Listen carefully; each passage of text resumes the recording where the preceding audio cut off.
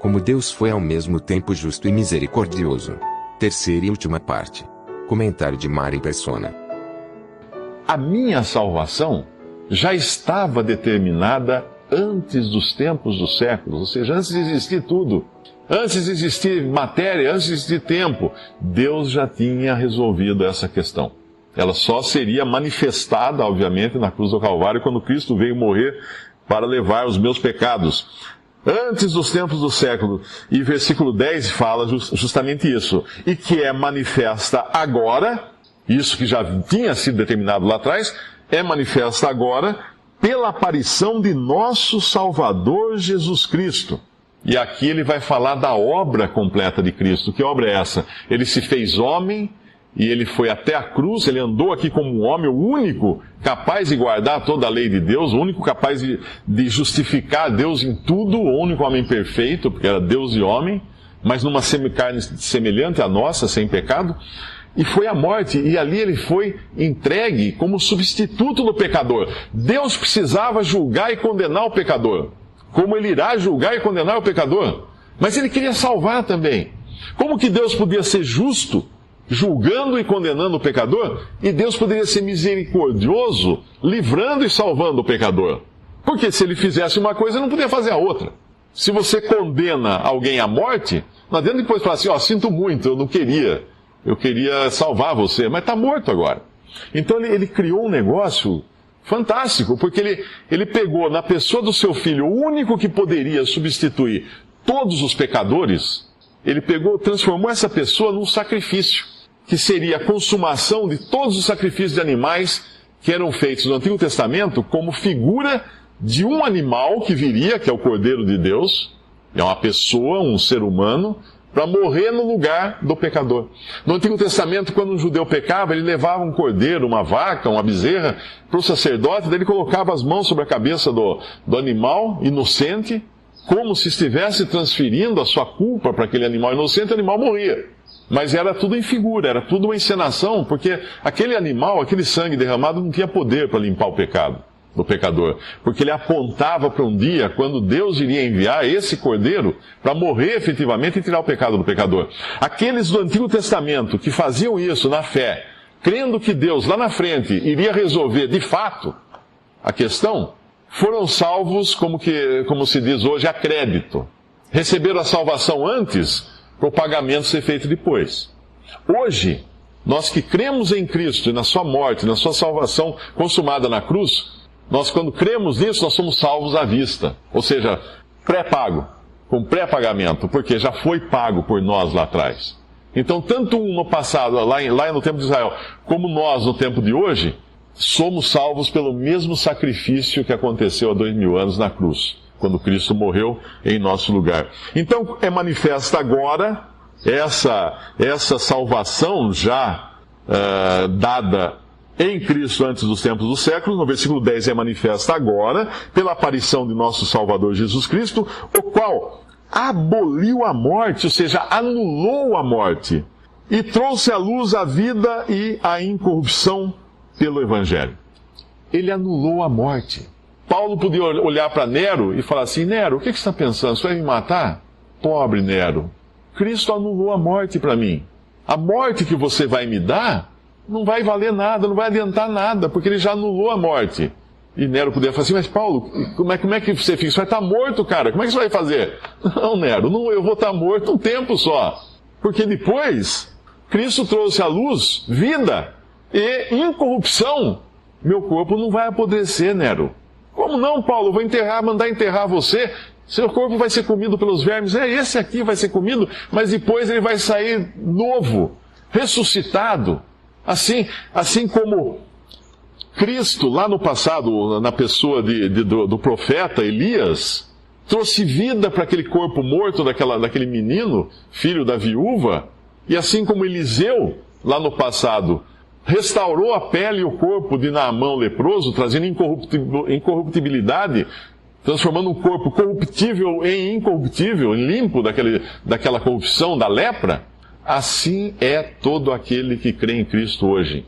É algo que ele já tem resolvido. Mas não estou vendo isso, estou vendo cemitério cheio de gente. Sim, mas está resolvido já. É só uma questão de tempo para isso se manifestar, para isso vir à tona. Por quê? Porque um passou antes de nós pela morte. Quem foi? Cristo. Ele foi até a morte, ele entregou a sua vida, ele foi sepultado. E o que aconteceu depois? Ele saiu. Ele saiu do sepulcro íntegro, com seu corpo ressuscitado. E ele, ressuscitado com seu corpo, ele ficou 40 dias aqui na terra com seus discípulos e depois ele subiu ao céu. Como ele subiu ao céu? Num corpo de plasma, de uma coisa etérea, um espírito transparente? Não, um corpo de carne e ossos. Porque quando ele encontra com os discípulos, ele fala: vede que eu tenho carne e ossos, eu não sou um espírito, um fantasma, eu não sou uma assombração, eu tenho carne e ossos. Põe a mão aqui, o que duvidava, né, o discípulo que duvidava, Tomé, põe a mão aqui, toca meu corpo, Tomé. Vê se não é de verdade. Dá peixe aí para eu comer, dá um favo de mel para eu comer. Veja que eu tenho corpo. E assim ele subiu com esse corpo. Ele é o primeiro de uma nova raça. Deus pegou Adão, um homem criado da terra, provou Adão ao máximo. Tentou de todas as maneiras com esse protótipo de homem que era Adão. Falhou. O que Deus fez? Pôs um fim em Adão na cruz. Está aqui, o homem vai morrer, vai acabar de vez esse homem. Eu vou começar agora com outro homem. Na verdade é o mesmo homem, né? Mas é Cristo agora, a nova criação em Cristo Jesus. Ele é o primeiro, ele é o protótipo da nossa criação, primícias da nova criação, ele é chamado na Bíblia. E todos os que nascerem agora em Cristo serão como ele também é, como ele é agora nos céus, ressuscitado com o corpo. E assim, Deus anulou em Cristo a morte, aboliu a morte e trouxe à luz a vida e a incorrupção. Através do que ele trouxe isso? Ou seja, como isso chega até mim? Qual é a chave mágica que me faz herdeiro dessas coisas? Porque nós podemos nos considerar herdeiros, né? Quando nós cremos em Cristo, nós somos como um herdeiro. Você está aqui agora, chega ali uma pessoa e fala assim: vem cá, tem uma carta, chegou uma carta para você aqui. Você abre a carta e fala assim: nossa, gente, olha, eu herdei uma fortuna de um tio lá na Alemanha, que eu nem sabia que existia. Ele deixou tudo para mim, milionário. Bom, nesse momento você está aqui, você vai ter que pegar o ônibus, porque você não tem carro, e até a sua casa de ônibus, ainda balançando lá no busão. Você vai ter que pegar um ônibus talvez até São Paulo, pegar um avião até a Alemanha, emprestar dinheiro da família para comprar passagem de avião para ir até a Alemanha, para receber lá a fortuna que você é dono dela.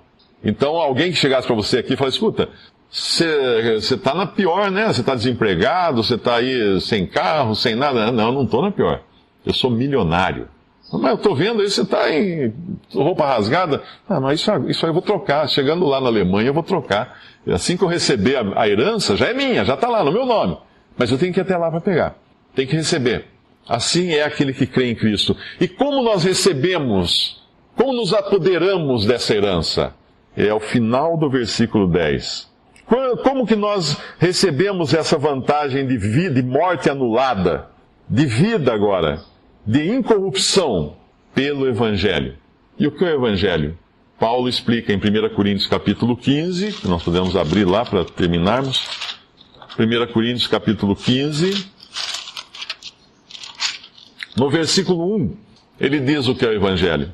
Um pouco antes, em Romanos, ele dizia que o Evangelho é o poder de Deus para a salvação de todo aquele que crê. É uma mensagem tão poderosa porque ela é um poder que vem de Deus, o Evangelho. É uma mensagem que carrega um poder de Deus. Ela é energizada, vamos dizer assim, com o poder de Deus. Por isso que funciona o Evangelho. Mas o que é o Evangelho? Que Shazam é esse, né? Que palavra mágica é essa do Evangelho? Também vos notifico, irmãos, o Evangelho que já vos tenho anunciado, o qual também recebestes e no qual também permaneceis. Versículo 3. Porque primeiramente vos entreguei o que também recebi, que Cristo morreu por nossos pecados segundo as Escrituras, que foi sepultado e que ressuscitou ao terceiro dia segundo as Escrituras. Isso é o Evangelho. Tudo resume-se na morte e ressurreição de Cristo. Tudo resume-se na anulação da morte, quando Ele morreu e ressuscitou. Tudo se resume no juízo de Deus sendo definitivamente lançado sobre o homem na cruz, e Deus então exercendo misericórdia para salvar todo aquele agora que crê em Jesus como seu Salvador. Alguém fala assim, mas só isso que eu preciso fazer? Só isso que você precisa fazer. Porque a parte difícil Cristo fez. Mas como é que eu vou ter certeza que se eu crer, se eu confessar a Deus que eu sou um pecador, necessitado de Cristo, necessitado de salvação, e eu creio em Cristo como meu Salvador, como é que eu vou ter certeza que daí tudo isso vai valer para mim? Creia e você vai ver. É uma coisa que vem de Deus. É aí que está a maravilha da coisa. Os que creem sabem disso, né? Todos os que creram em Cristo um dia sabem disso. Essa certeza vem depois. Quando você recebe a Cristo, quando você conversa com Deus e fala, Senhor, me salva, eu quero ser salvo. Quando você realmente crê em Jesus. Aí vem, lá no versículo 22 de 1 Coríntios 15, ele dá um resumo do que aconteceu. Porque assim como todos morrem em Adão, assim também todos serão vivificados em Cristo. Ou seja, a morte é uma coisa que eu vou ter que passar. Faz parte da natureza, faz parte do problema da queda, do pecado que invadiu esse mundo, deteriorou tudo que tem aqui. Então a morte, agora, vivificado em Cristo. Não permanecerei na morte mais. Porque Cristo já passou pela morte e ressuscitou. E aí no versículo 42 do mesmo capítulo, assim também a ressurreição dos mortos. Semeia-se o corpo em corrupção, como Naamã o leproso, quando entrou no Rio Jordão. Ressuscitará em incorrupção, como Naamã o ex-leproso, quando saiu do Rio Jordão. É isso que Cristo tem para nós. E uma coisa a mais, no versículo 51. Paulo vai falar agora de um mistério, ou algo que foi revelado a ele. Que mistério é esse? Que nem todos vão morrer. Como nem todos vão morrer? Porque se Cristo voltar agora, os que já creram nele não vão passar pela morte. Vão passar pela transformação da ressurreição em vida. É o que ele fala no versículo 51. Eis que vos digo um mistério. Na verdade, nem todos dormiremos. Ele está falando dormir aqui como uma figura da morte. Como a gente vai num velório e fala assim, parece que está dormindo, né? A pessoa lá no caixão, com um bom semblante e tal. É uma expressão humana falar que a pessoa está dormindo.